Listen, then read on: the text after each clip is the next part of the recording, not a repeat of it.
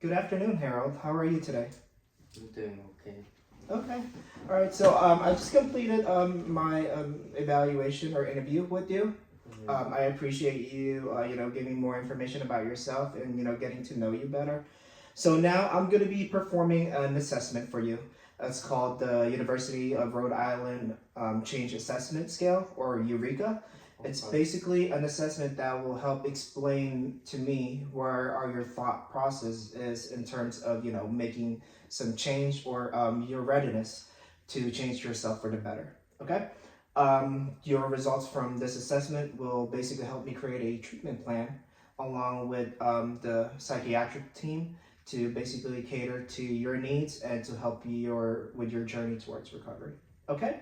Okay. So this assessment is basically like a 32 self-report survey. You're going to be rating from 1 to 5.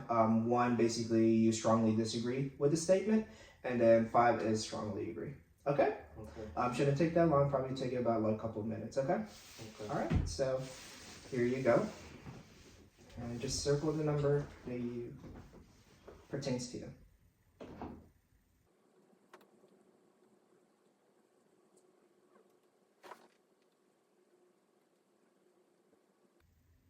Okay. Awesome. Let me just look this up for you and tally all your results. Okay, good.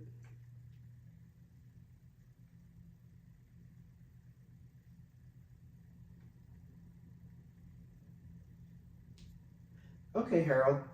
So, based on the score that you have, you got a total score of 8.9, which is actually pretty good.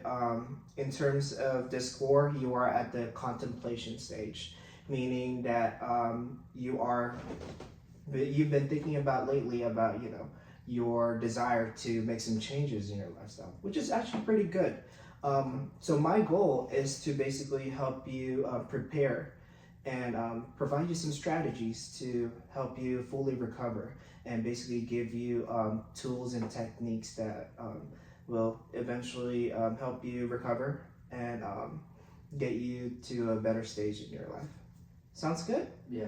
And with that being said, I'm going to be also communicating with the psychiatric team to help implement a plan of care for you. Okay. Sounds good? Yeah. All right. Sounds Thank you for your time, and I'm gonna get ready for our next activity. Okay. Alright. So the long-term goal that I came up with is focusing on maintaining sobriety and enhance quality of life through meaningful occupational engagement for Harold. This is a goal that fits perfectly with the trans theoretical model of change that we utilize to help with Harold's path to recovery. This focuses on Harold's goal to maintain his sobriety and making changes in his life and improve his quality of life and utilizing the occupational therapy technique and coping strategies that will be taught to him. All right, Harold. Good afternoon. Good afternoon. How you doing today? Um, Doing better. I got some decent sleep last night. Finally got to experience a hot shower, so I guess that's a good thing. Pretty comforting. Okay. Well, that's good to hear, Harold. I'm glad to hear that you're settling well here. And how did your appointment go with your psychiatrist and your nurse the other day? It went well. They provided me with an overview of what my rehab is gonna look like while I'm here. Um, I feel positive and hopeful in my new journey towards recovery. Okay, well that's good. Now that you mentioned it, remember that survey that I had you fill out the other day? Um, hmm yeah. So how did that go? Um, yeah, you stated that I'm on contemplation stage. Mhm. I actually did think about it the past couple of days and uh, not sure how I'll be able to overcome my addiction and manage to go through changing my lifestyle. Okay. Well, I'm happy that you've been thinking about what we discussed the past few days. I appreciate you actually bringing this up. Do you mind if we explain this a little bit more further? Yeah, let's please go through it. I know that this is something that we need to discuss for sure. Okay. Well, sounds like you've been struggling with drinking alcohol lately, and I understand how difficult it is to, stop drinking and using heroin, and having to think about it during doing them again. But so tell me, what did you do back then to help you cease from drinking and doing drugs? Well, I actually got help before. I think I went to an addiction medicine intensive outpatient program. Okay. Before I got out of the military, I went through some treatments like psychosocial rehab, and it basically helped me prevent relapse and maintain getting away from drinking and doing drugs. I think I recovered well, and it helped me out getting out of the army. I got to do things such as watching sport, working on computers, and outdoors, just stuff that I like to do. But I went through a lot of changes in my life. I couldn't get a job, got depressed, and just fell down and returned to my old habits. Caused my wife and my son to move away from me a couple Okay. years ago. All right. But still, out of all that, you did experience some success. So tell me how you felt after you recovered from your addiction. Um, well, within that window, I felt great and very proud of myself. I felt like it was something that I could do during that moment. Okay. Well, it sounds like you realized that when you abstained from alcohol and drugs, that you felt better, and it affected you in a positive way. So tell me, what do you think changed that caused you to return to your old habits? Well, like I said, just the changes that happened, especially when my family left me. Okay. I lost my house and didn't get a job. So I mainly had my disability paycheck to survive. So I just started living with friends or in the streets, doing some dumb stuff, having fun drinking, and sniffing on some cocaine. Pretty much we all did it, so I just did it as well. Okay. So how much serving of drinks or like drugs do you do on a daily basis? I'm honestly not sure. I just drink as many until I pass out. Sometimes I take a lot of drugs whenever we go to the bar, play pool and hang out. I say if I was to put a number, 40. I usually drink 40 3 times a day. Okay. Well, it is Harold. It is very important that you recognize that mixing alcohol and drugs is actually detrimental to your health. The two substances, when combined, causes cardiotoxic effects and increases fatality on a person and causes overdosing as well.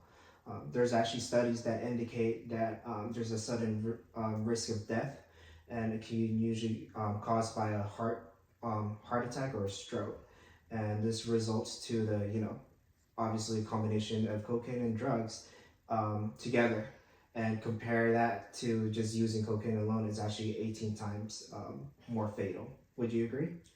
Yeah, I do feel like I was dying the next day when I wake up. Sometimes I hate feeling that way, but my friends just keep inviting me to drink whenever they please, and I just get peer pressured, I feel like. Okay. Well, let me ask you something. Knowing what you know now, how important it is to change your health and habits and routines and completely cease from your drinking and taking drugs? Obviously I need to step away from that environment that I would deal with, and surround myself with people who can support and help me change my ways. I completely agree. So let me ask you this. On a scale of 0 to 10, 0 meaning there's no way you can do it, and 10 is you're 100% confident that you can do it. How confident are you in being able to completely withdraw from drinking alcohol and drugs? I'd say 7 or 8, maybe. All right, so you're not a 0.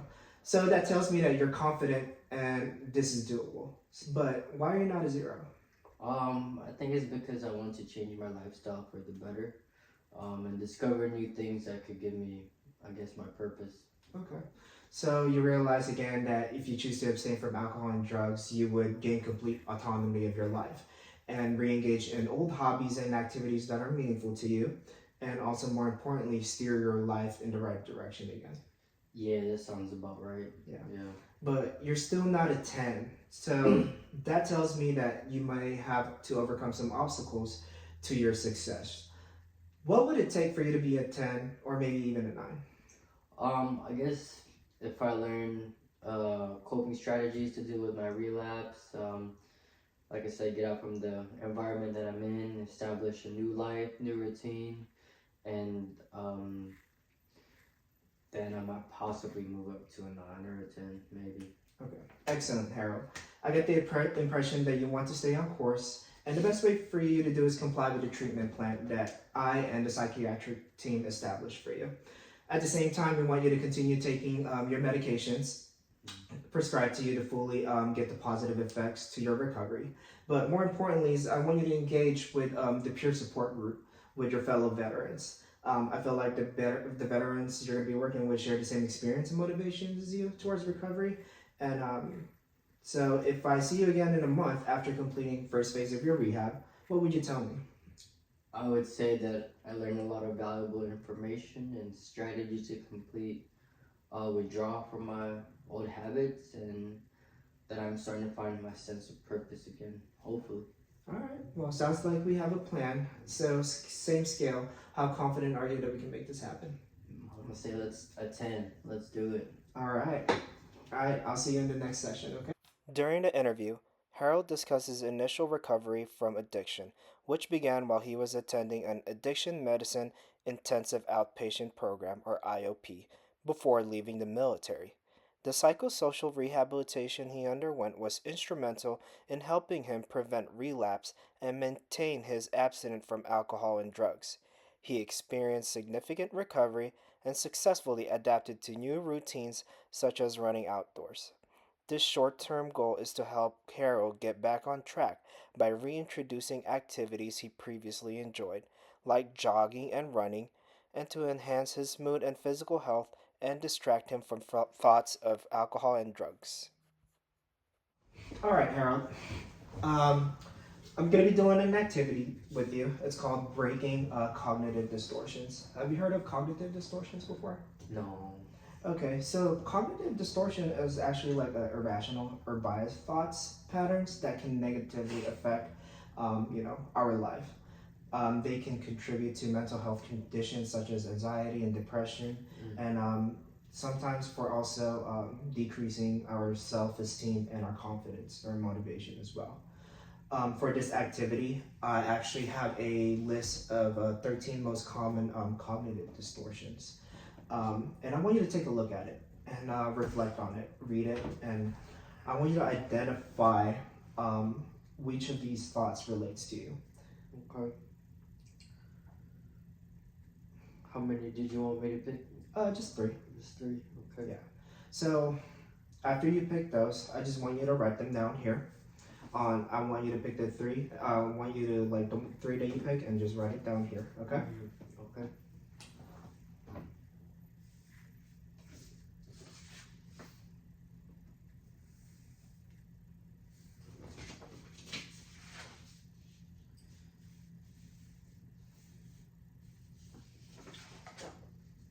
All right. So explain to me what. Oh, just tell me what you have and explain to me why you chose them. I have negative bias, labeling, and catastrophizing. Okay. Mm. So So explain to me why you picked those 3. negative bias.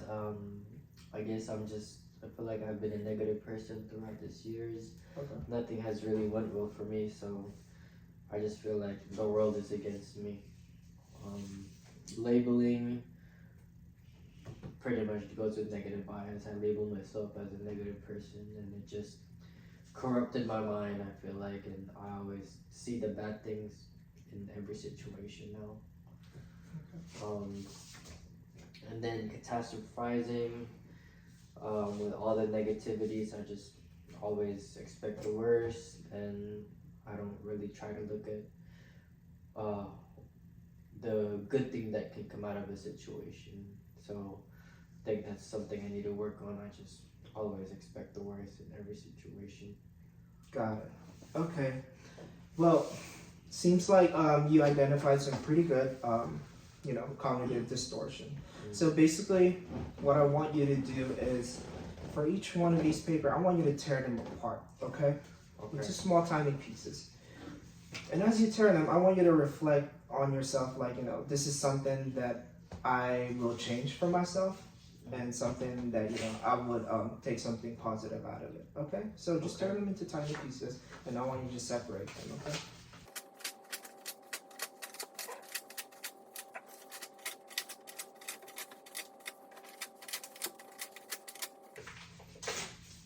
Okay. Good. So now that you tore all those negative emotions and thoughts out of it, I have provided a piece of paper over here. I basically want you to create an art out of this paper that you tear. It could be anything, as long as something nice and positive. This basically could represent, your thoughts about changing how you perceive yourself and others. Okay? Okay. So yeah, go ahead and just get creative.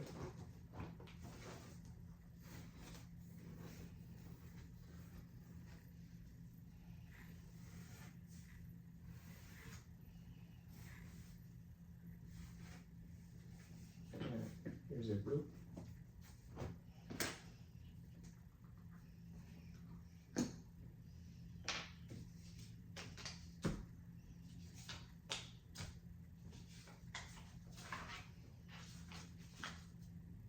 Okay.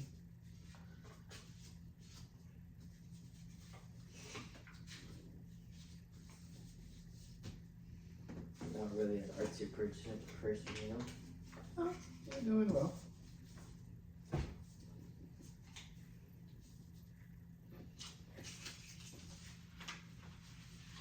Okay, so I'm not sure it's noticeable, but it's a flower. Oh wow. This is a really beautiful flower. Why did you pick a flower? I guess it's just means flower means like a rebirth to me, regeneration, Okay. bringing out the new me. It blossoms, so it's me hoping to be a better me from the ones that I just wrote down and get away from that. Wow. That is very deep. I like it. Well, thank you for your time. This is actually good. So with this being said, with this activity, I want you to incorporate this with your peer support group as you guys discuss more about how you feel and negative thoughts. Sounds good? Sounds good. All right. Well, The breaking cognitive distortion activities serves as an effective tool for Harold to identify and reframe distorted thoughts into a more balanced perspective. The goal of this activity is to get Harold to recognize these negative thoughts and employ effective coping strategies to reduce his anxiety and enhance his overall self esteem and motivation within a month. all right. Good afternoon, Harold. How are you today? Good. I'm doing better. All right, that's good to hear. Today's activity, we're going to be doing mindfulness meditation. But before we begin, you remember that diaphragmatic breathing technique that I taught you the other day? Yeah. Yeah, perfect. Yeah, so we're going to be incorporating that today, but we're going to be adding some elements to it, okay? Okay. Basically, going to be playing a guided mindfulness meditation off of YouTube. Shouldn't take that long, probably like less than 5 minutes. And I want you to incorporate the same technique that I taught you the other day. Okay. Sounds good? Mm-hmm. All right, so let's go ahead and get you into a comfortable position, and then I'm going to play this now, okay? Mm-hmm. Just breathe. Breathe in and out.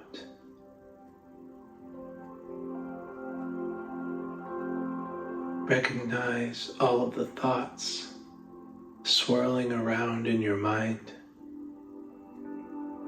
The worries, stresses, fears, anxieties. And then start with breathing. And step outside of yourself for just a moment. push the mental reset button. See yourself here in this space. Recognize your body, your arms, your legs, your head. See yourself here and know that you can just be. You recognize all these thoughts happening in your mind. They have become like papers thrown all around a room. But you can allow them to be picked up neatly and orderly and file them away. Clear the clutter so you can access any certain thought or idea, but only when you need them. Just listen to these suggestions and count with me. Starting with 5, a sharp and focused mind. 4, freeing yourself of needless worry.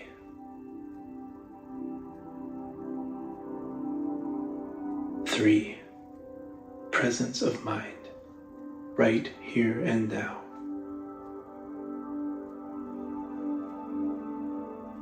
2, resolution, order, and clarity.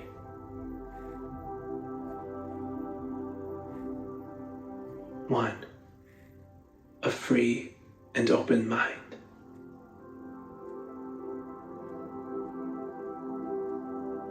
And now, seeing yourself, feeling your breath, recognizing it, returning here to this very moment. No future or past, only here and now. Again, listen and count with me. 5, sharp, focused. 4, free, no worry. 3, present, here and now. 2, order, clarity.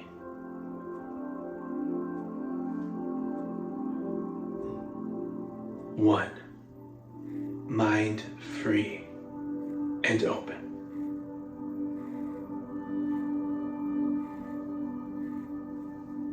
Just pause, breathe, and reset anytime, again and again. You will find strength and presence. You will be confident. You will be your best self. You can. It's up to you. So, press reset.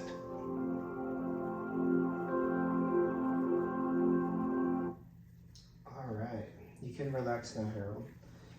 How does that feel? Feel better. Yeah? Yeah, it's refreshing. That's good. So yes, Harold. So you're going to be incorporating a lot more of these, okay? Especially during your peer group support or whenever you do this with a group. So I encourage you to incorporate this for your home exercise program on a daily basis, especially during those times where you're feeling stressed. Sounds good? Sounds good. All right, Harold. Well, thank you for your time.